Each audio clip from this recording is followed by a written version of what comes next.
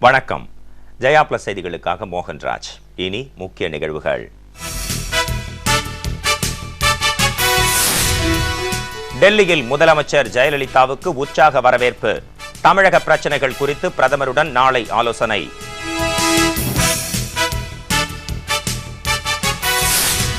சமச்சீர் கல்வி திருத்த மசோதா மீதான தடையை நீக்க கோரி உச்சநீதிமன்றத்தில் தமிழக அரசு மேல்முறையீடு.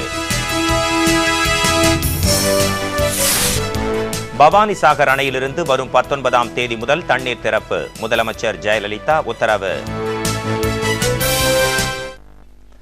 தமிழக முதலமைச்சர் செல்வி ஜெயலலிதாவுக்கு டெல்லி விமான நிலையத்தில் அஇஅதிமுக நாடாளுமன்ற உறுப்பினர்கள், அரசு உயரதிகாரிகள் உள்ளிட்டோர் உற்சாக வரவேற்பளித்தனர்.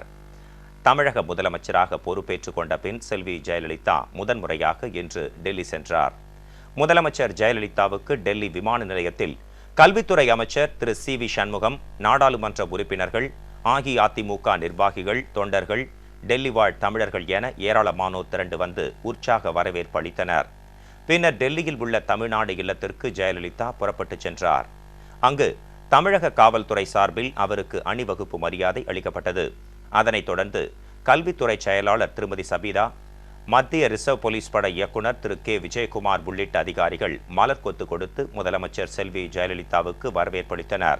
பிரதமர் திரு மன்மோகன் சிங்கை முதலமைச்சர் செல்வி ஜெயலலிதா நாளை சந்திக்க உள்ளார். தமிழகம் தொடர்பான பிரச்சனைகள் குறித்து இந்த சந்திப்பின் போது ஆலோசிக்கப்பட இருக்கிறது.